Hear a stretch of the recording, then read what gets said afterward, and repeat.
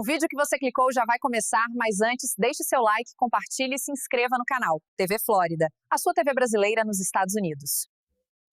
Enfim, glória a Deus aí a ignorância dos nossos inimigos que nos subestimaram e nos deram a oportunidade de chegar tão longe até o ponto que a gente está hoje.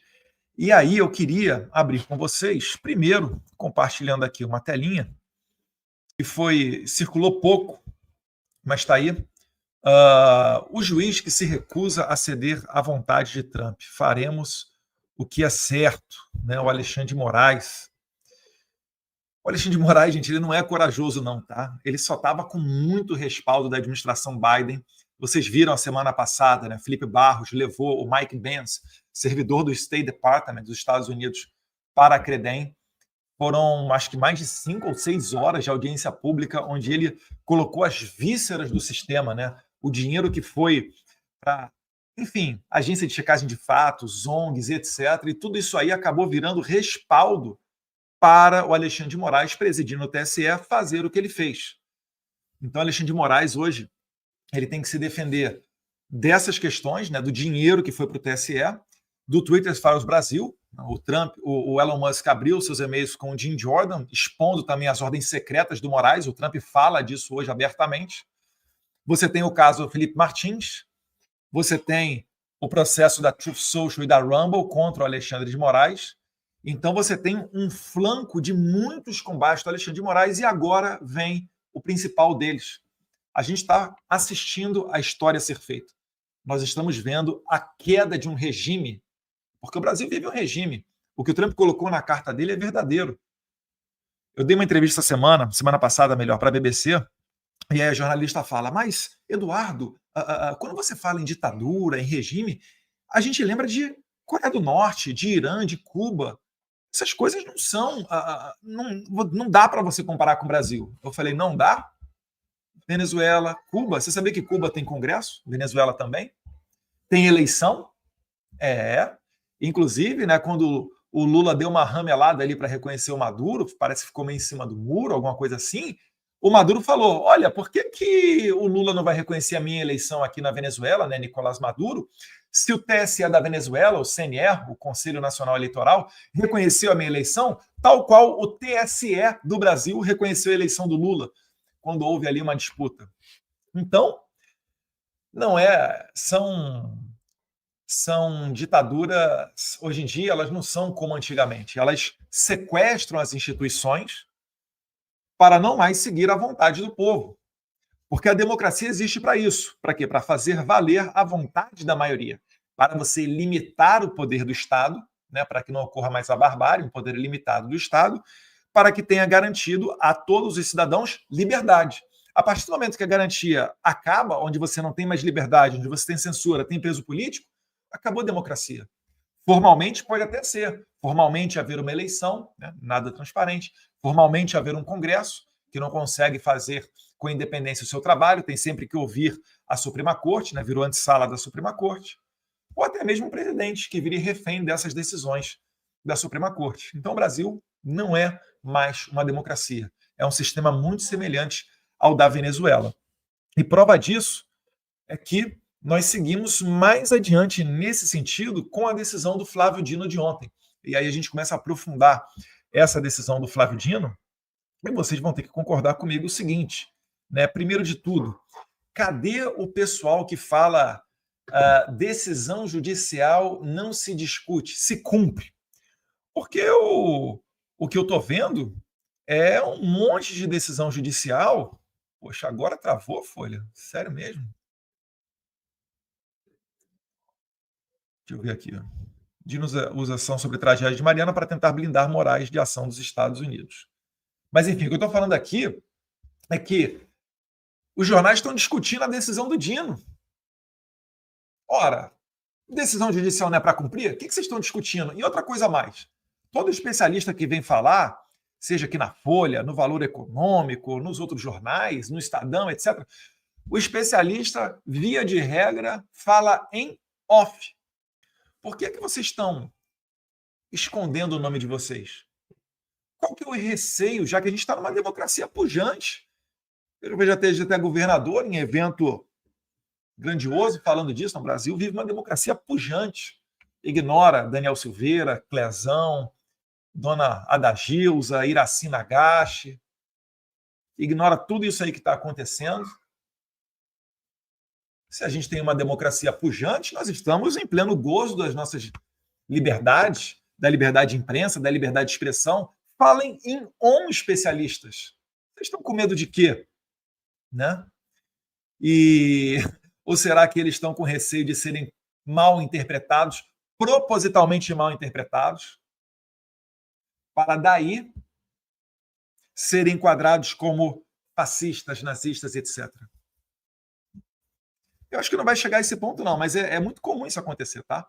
Quando você discorda de alguma coisa do Moraes, desse establishment, você vira fascista. Será que os agentes financeiros do Brasil, que vão ter que decidir entre escolher seguir a decisão do Dino e levar à falência os seus bancos, ou desrespeitar a decisão da STF, e daí, para a sobrevivência dos seus empreendimentos, e daí virar um agente fascista, eles vão ter que decidir isso daí. Quem sabe a gente esteja agora prestes a ver grandes famílias brasileiras virando nazifascista. E aí, talvez nesse momento caia uma consciência e essas pessoas comecem a perceber que o mundo não são só os lucros, o dinheiro, o comércio, o que é importante, é verdade, mas também a crise institucional, a pauta das liberdades. De que adianta você ser milionário no Brasil se você fizer um grupo de WhatsApp, você ir parar no inquérito do Alexandre de Moraes, você ter medo de tuitar, você ser um governador de estado e não conseguir falar. Até quando eu vou ter que ficar mostrando aqui a bendita carta do Trump para o Lula, em que ele abre no primeiro parágrafo falando da perseguição de Jair Bolsonaro, seus familiares e seus apoiadores? Ou será que vão continuar achando que eu sou o chapeiro, o bananinha, o fujão? O tom mudou, né? O tom mudou. O Moraes, essa semana, estava falando, né? Eduardo Bolsonaro azedou a relação com os Estados Unidos. Eu falei, nossa, eu devo ser o cara mesmo, hein? E para manipular tanta gente assim, meu Deus do céu. Ou será que ele é que é um psicopata e não consegue enxergar a realidade? Para ver que ele foi longe demais. E aí eu trago uma reflexão aqui para vocês, né? Eu vou te explicar por que os bancos vão desrespeitar a decisão do Flávio Dino e vão humilhar o Flávio Dino e vai acabar se concretizando aquela espécie de profecia que eu disse. Falei numa entrevista, né? Para Reuters. O STF vai ter que entender, ou melhor, alguns ministros do STF terão que entender que eles perderam poder. É preciso dar tempo para que eles possam digerir essa situação, porque eles não estão acostumados com isso. É uma novidade na vida deles.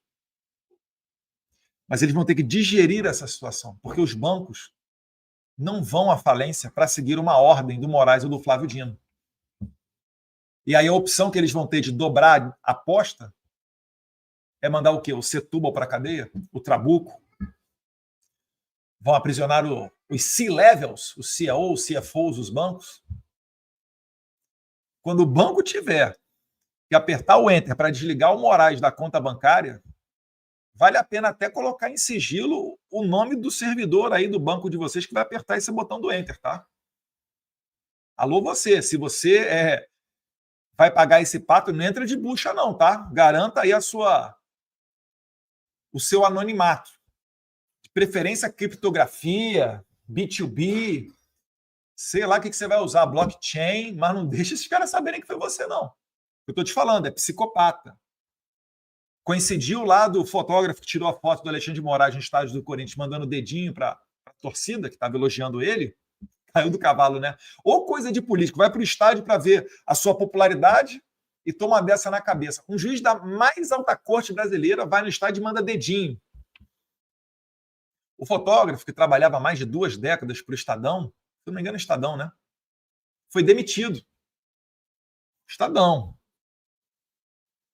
E aí falou, não, remanejamento de pessoal, oxigenação da empresa, corte de gastos, sei. Esse é o nível de psicopatia do Alexandre de Moraes.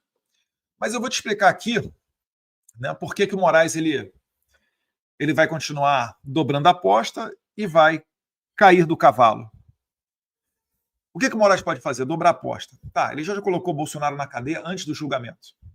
Congelou minha conta bancária, congelou a conta bancária da minha mulher, já ultrapassou qualquer limite do ridículo e até jornais de esquerda internacionais estão criticando o Moraes. Ah, Eduardo, mas o Moraes falou ontem para o Washington Post. Primeiro, ninguém se dispõe a defender o Moraes. A matéria teve que ser com ele. Uma matéria arranjada por uma filha de um deputado do PT. Para tentar limpar um pouquinho a barra dele, porque estava pegando mal. Ó. A gente vai no Congresso, a gente fala com um monte de congressista, gente. É o parlamentar, a atividade dele é parlar. Quem é que parla? Quem é que fala em defesa do Moraes nos Estados Unidos? Ninguém. Você vê matérias até da Economist, Financial Times, talvez aí o jornal financeiro mais importante do mundo, lido pelo Beautiful People, lido pelo pessoal do Fórum Econômico Mundial, né? World Economic Forum de Davos, Klaus Schwab.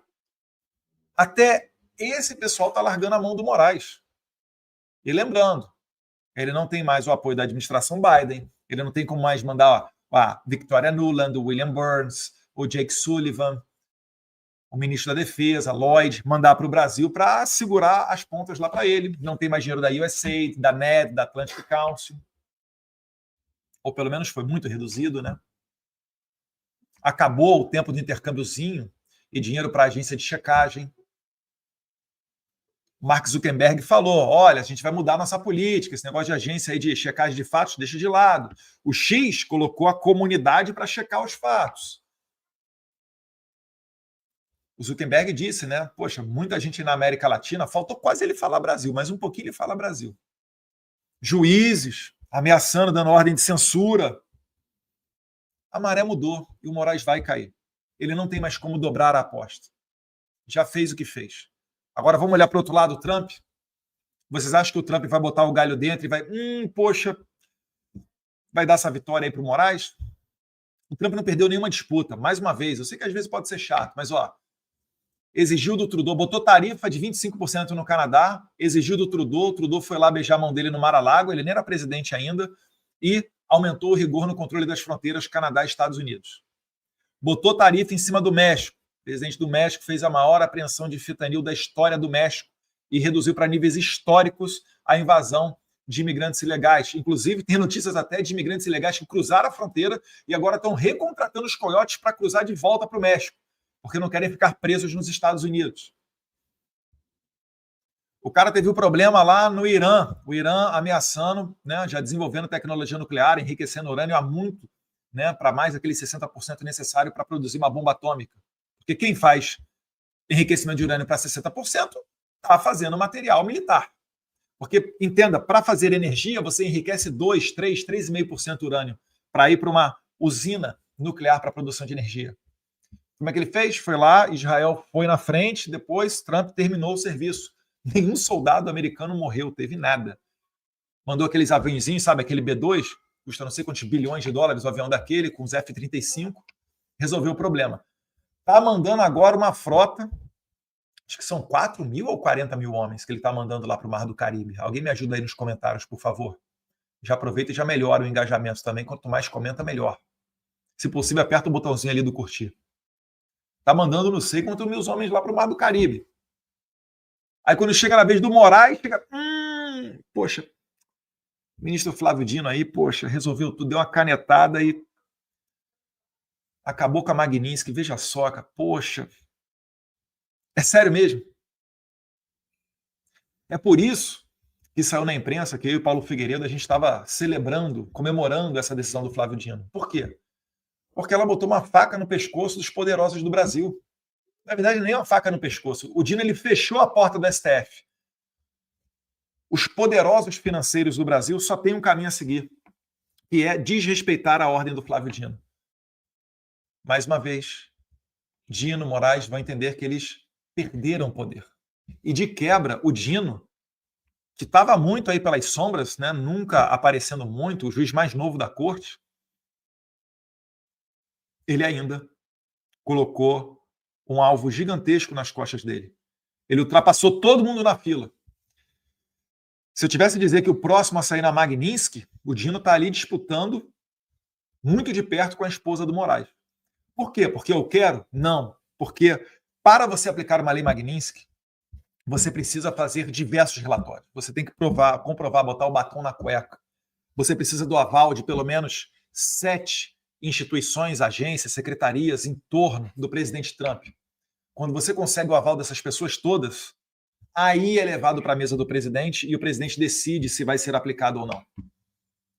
O Marco Rubio, ele tem o poder para retirar os vistos, etc. Mas quando ele foi para fazer esse movimento e sancionar junto com o Trump e o secretário Bessent, que é quem aperta o botão vermelho, na verdade, quando eles vão para sancionar pela primeira vez um brasileiro, ainda mais um juiz da mais alta corte nacional, eles precisam estar amparados pelo White House Counsel, pelo State Department, National Security Council, vários outros agentes, eu diria que pelo menos umas 7 instituições aí, que você precisa ter o sinal verde, todos convencidos, toda baixa burocracia entendendo o que está acontecendo, para daí nascer uma lei Magnitsky. Só que o Dino, quando ele presta apoio logístico, material ou moral ao sancionado, isso já basta para colocar uma Magnitsky na cabeça dele. Então agora, o apetite da resposta está com a administração Trump. Eu até gostaria de levar essa culpa, tá? Sendo bem sincero, a minha vontade é de deixar rolar e o pessoal achar que, não, pô, Eduardo, mas a Magnitsky é a cabeça do Dino, obrigado e tal, mas quem aperta o botão vermelho, gente, é o Trump, é o Rubio, é o Scott Bessent.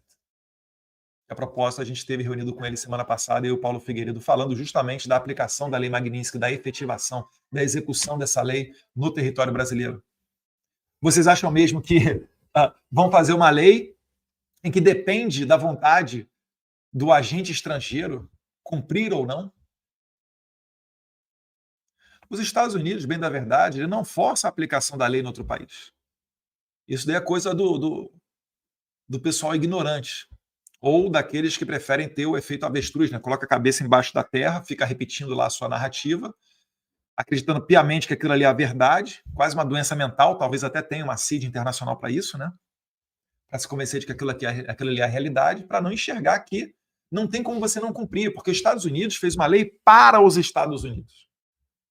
A Magnitsky é o seguinte: você pode fazer o que você quiser no seu país, mas para acessar o mercado financeiro americano, você precisa cumprir a lista da OFAC. Se tiver um sancionado na lista da OFAC, você tem que tirar essa pessoa do portfólio das suas relações.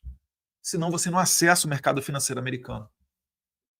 Você vai ficar de fora de um monte de empresas de tecnologia. Amazon, Microsoft, Cisco, um zilhão de outras empresas aí. Então, a decisão é tua, Brasil. Se vocês quiserem colocar ali Alexandre de Moraes, conta bancária, no Banco do Brasil, o Banco do Brasil vai ser cortado desse relacionamento internacional.